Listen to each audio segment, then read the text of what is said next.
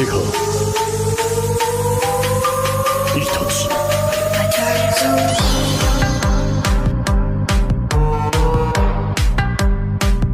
久しぶりだな。हेलो anime lovers, स्वागत है आप लोगों का एक और नए इंटरेस्टिंग वीडियो पर। आज मैं एक्सप्लेन करने जा रहा हूँ वन सिस्टम के एपिसोड नंबर 6 को। तो लास्ट एपिसोड के एंड में हम सभी ने देखा कि वो लड़की अपने गुस्से के ऊपर काबू नहीं रख पाती, जिसकी वजह से वो आगे बढ़ के एली के ऊपर अटैक कर देती है। और जब वो लड़की अपने होश में आती है तो उसे एहसास होती है कि उसने ये क्या कर दिया। क्या उसने एक इंसान को मार दिया?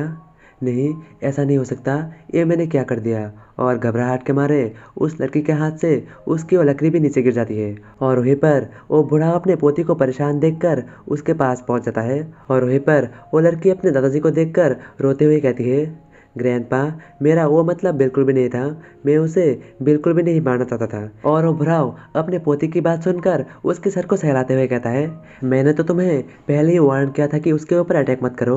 और हर एक कल्टीवेटर को अपने माइंड को हमेशा ही शांत रखना चाहिए और उन्हें अपने माइंड को ट्रेन करना चाहिए, ताकि वो ऐसे छोटी मोटी बातों पे गुस्सा ना किए और किसी के ऊपर ही अटैक ना कर दे।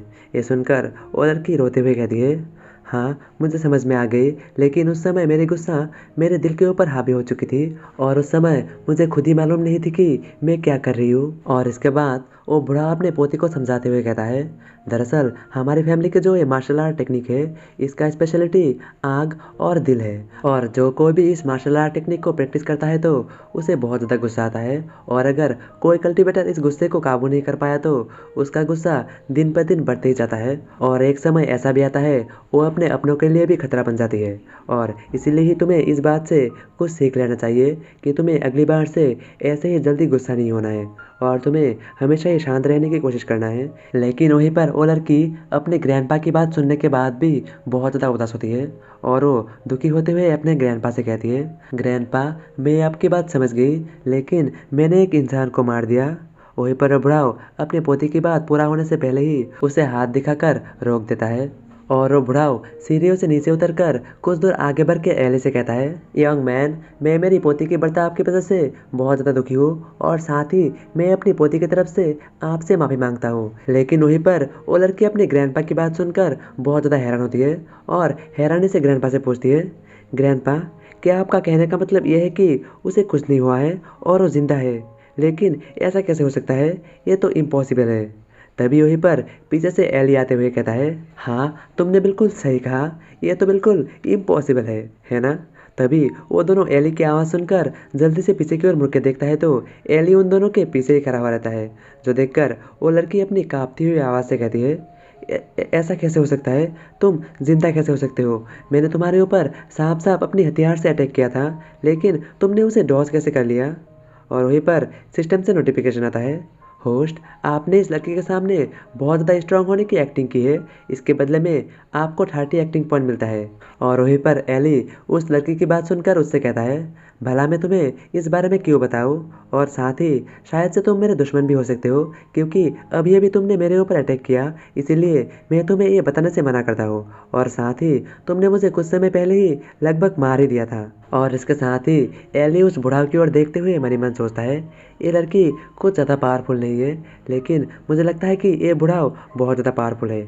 और साथ ही इसने मेरा फ्लैश स्टेप को भी देख लिया था। और इसके बाद कुछ सोचकर एली सिस्टम से सवाल पूछता है, सिस्टम, क्या तुम मुझे इनकी इन्फॉर्मेशन के बारे में बता सकते हो? ये सुनते ही सिस्टम से नोटिफिकेशन आता है, होस्ट, अगर आप इनकी इन्फॉर्मेशन के बारे में जानना चाहते हैं तो आपको हर एक इंसान के लिए 10 एक्टिंग पॉइंट देना पड़ेगा। ये सुनकर एली हाँ कह देता है और सिस्टम से नोटिफिकेशन आता है, होस्ट, आपके क्रेडिट पॉइंट में से 30 क्रेडिट पॉइंट काट ली गई है और अभी आपके पास 70 क्रेडिट पॉइंट बाकी है। ये सुनकर एली का दिमाग खराब हो जाता है और एली सिस्टम के ऊपर गुस्सा करते हुए कहता है, सिस्टम, तू ऐसे सिटिंग क्यों कर रहा है? यहाँ पर सिर्फ 2 ही इंसान हैं और तूने मेरे से 30 एक्टिंग पॉइंट काट ली। और एली की बात सुनते ही सिस्टम एली के सामने 3 लोगों की इन्फॉर्मेशन ओपन कर देता है, जहाँ पर पहले बुढ़ाव का इन्फॉर्मेशन रहता है, जिसका नाम रहता है मेंग जियांग, जो कि आउटर स्टेज के पीक पे रहता है, यानी कि वो दूसरे स्टेज पे जाने ही वाला रहता है।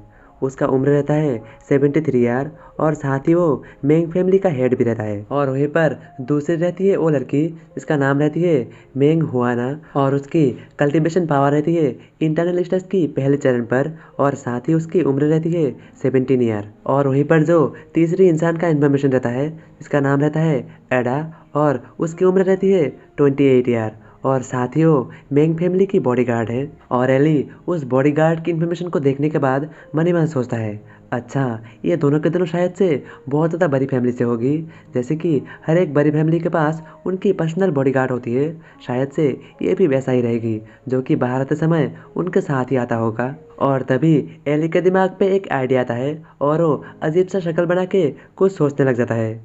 ये दोनों के दोनों बहुत ही बड़ी और अमीर फैमिली से लगती है, शायद से इनकी मदद से मुझे मेरी फ़ोन और वॉलेट मिल सकता है। और ये सोचकर एली पागलों की तरह हंसने लग जाता है, जो देखकर वो लड़की अपने ग्रैंडपा से पूछती है, ग्रैंडपा क्या आप श्योर हो कि इसके सर पे वो डंडा नहीं लगा था?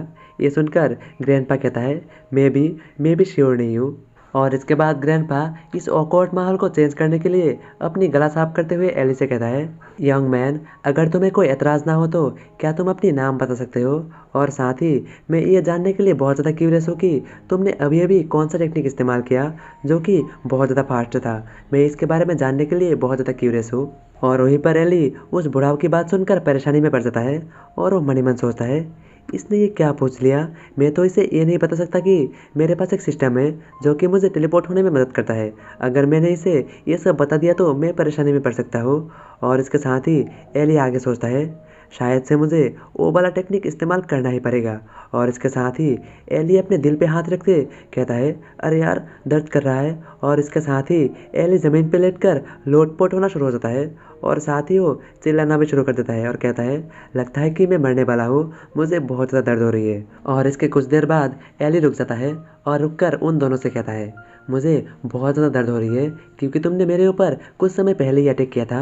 इसकी वजह से मुझे बहुत ज़्यादा ही चोट लग चुकी है, इसीलिए मैं बहुत ज़्यादा चोटिल हूँ। और साथ ही मुझे इतना ज़्यादा दर्द हो रहा है कि मुझे खुद को ही मारने का मन कर रहा है। और एली उन दोनों से कहता है, क्या कोई मेरी इलाज कर सकती है? ये सुनकर वो दोनों एक साथ ही कहता है, लगता है कि इसकी बहुत ज़्यादा क्रिटिकल कंडीशन है, इसे बहुत ज़्यादा चोट लग चुकी रहेगी।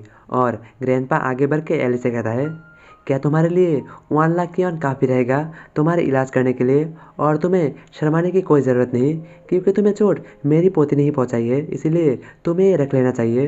लेकिन वहीं पर एली कहाँ शर्माने वाली थी क्योंकि उसका प्लान ही यही था और वो तुरंत ही उठकर उस बुढ़ाऊ के सामने पहुंच जाता है, जहाँ पर पहुंचते ही वो हंसते हुए कहता है, वैसे भी मैं आपसे उम्र में बहुत ज़्यादा छोटा हूँ, इसलिए आप मुझे लिटिल ब्रदर बुला सकते हैं।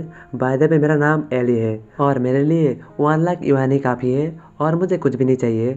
वैसे भी पैसा मेरे लिए मैटर ही नहीं करता। तो इसी के साथ आज का एपिसोड यहीं पे समाप्त होता है।